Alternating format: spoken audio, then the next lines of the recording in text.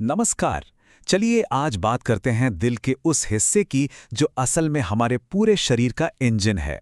जी हाँ, हम बात कर रहे हैं लेफ्ट वेंट्रिकल की। ये सिर्फ दिल का एक चेंबर नहीं है, बल्कि उसका सबसे शक्तिशाली पावर हाउस है। और इसे पावर हाउस कहना एकदम सही है।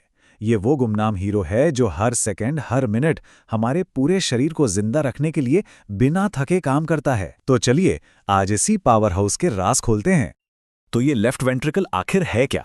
देखिए, आसान भाषा में समझें तो ये दिल का निचला बाया चेंबर है और इसका बस एक लेकिन सबसे जरूरी काम है ऑक्सीजन से भरे हुए खून को लेना और उसे जोरदार प्रेशर से पंप करके पूरे शरीर में हर एक कोने तक पहुंचाना। तो सवाल ये है कि ये पावर हाउस आखिर बना कैसे है।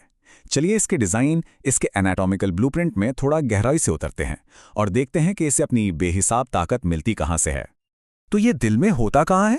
ये दिल का निचला बाया चेंबर है जो दाएं वेंट्रिकल के ठीक पीछे की तरफ होता है। हमारे दिल की जो नोक होती है ना, जिसे एपेक्स कहते हैं, वो असल में यही बनाता है। इसका आकार कुछ कुछ कोन जैसा होता है और इसके अंदर की जो खाली जगह है वो दाएं वेंट्रिकल के मुकाबले ज्यादा लंबी और थोड़ी संकरी होती है।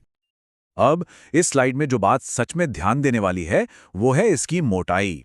जरा सोचिए, इसकी दीवारें 8 से 15 मिलीमीटर मोटी होती हैं। ये दिल के किसी भी दूसरे चेंबर से कई कई ज्यादा मोटी हैं। और बस यही यही इसकी जबरदस्त ताकत का सबसे बड़ा राज है। और ये स्लाइड इस फर्क को बहुत अच्छे से दिखाती है।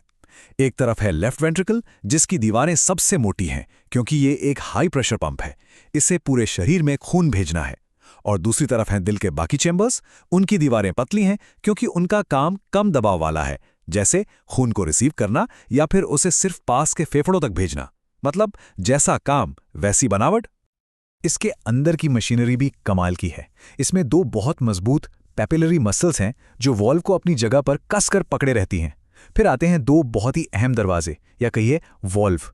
एक है माइट्रल वॉल्व जो बाएं एट्रियम से साफ खून को अंदर आने देता है, और दूसरा है एओर्टिक वॉल्व जहां से खून जोरदार प्रेशर के साथ शरीर की मेन पाइपलाइन यानी एओर्टा में पंप किया जाता है। ठीक है, तो हमने इसकी बनावट तो समझ ली। अब इसके सबसे जरूरी काम पर आते हैं, इसका पंपिंग मिशन यानी पूरे शरीर में ऑक्सीजन से भरपूर खून की डिलीवरी। ये मिशन सुनने में तो बहुत सीधा लगता है, सिर्फ 2 स्टेप्स का। स्टेप 1, ये बाएं एट्रियम से ऑक्सीजन वाला साफ खून लेता है। स्टेप 2, फिर ये इस खून को एओर्टा में जोर से पंप करता है, जो इसे सिर से लेकर पैर की उंगलियों तक शरीर के हर हिस्से में पहुंचाती है। बस यही 2 कदम हमारे पूरे सिस्टम को जिंदा रखते हैं। लेकिन सवाल यह है कि यह मिशन इतना मुश्किल क्यों है? अगर काम बस इतना ही है तो फिर इसे इतनी मोटी और मजबूत दीवारों की जरूरत ही क्यों पड़ती है? इसका जवाब है सिस्टेमिक वैस्कुलर रेजिस्टेंस। इसे ऐसे सोचिए जैसे एक पतले से पाइप से पानी को बहुत दूर तक भेजना हो। पाइप जितना लंबा और संकरा होगा, पानी को आगे धकेलने के लिए उतनी ही ज्यादा ताकत लगानी पड़ेगी, है ना? हमारे शरीर की लाखों किलोमीटर लंबी नसें भी कुछ ऐसी ही हैं। लेफ्ट वेंट्रिकल को हर धड़कन के साथ इसी जबरदस्त रुकावट को पार करके खून को आगे भेजना पड़ता है। और इतनी ज्यादा मेहनत लगातार करने के लिए इस पावर हाउस को अपना खुद का एक फ्यूल सोर्स भी तो चाहिए। इससे ये ऊर्जा मिलती है लेफ्ट कोरोनरी आर्टरी से। यही धमनियां इस इंजन को, इस मसल को लगातार चालू रखने के लिए जरूरी ऑक्सीजन और पोषण पहुंचाती हैं। अब हम उस पहलू पर आते हैं जब ये पावर हाउस ज्यादा दबाव में आ जाता है या फिर कमजोर पड़ जाता है। मतलब जब चीजें गड़बड़ होने लगती हैं। बिल्कुल, जब काम में इतना ज्यादा प्रेशर हो तो जोखिम तो होंगे ही। लेफ्ट वेंट्रिकल के साथ भी कुछ ऐसा ही है। इसकी ये हाई प्रेशर वाली जॉब कई तरह की समस्याएं पैदा कर सकती है। चलिए इस टेबल को थोड़ा आराम से समझते हैं। सबसे पहली कंडीशन है लेफ्ट वेंट्रिकुलर हाइपरट्रॉफी। ये अक्सर हाई ब्लड प्रेशर की वजह से होता है। सोचिए कि कोई मसल लगातार भारी वजन उठाए तो वो मोटी और सख्त हो जाती है। ठीक वैसा ही इस पावर हाउस के साथ होता है। दबाव के कारण इसकी दीवारें मोटी और अकड़ी हुई हो जाती हैं। दूसरी समस्या है लेफ्ट हार्ट फेलियर।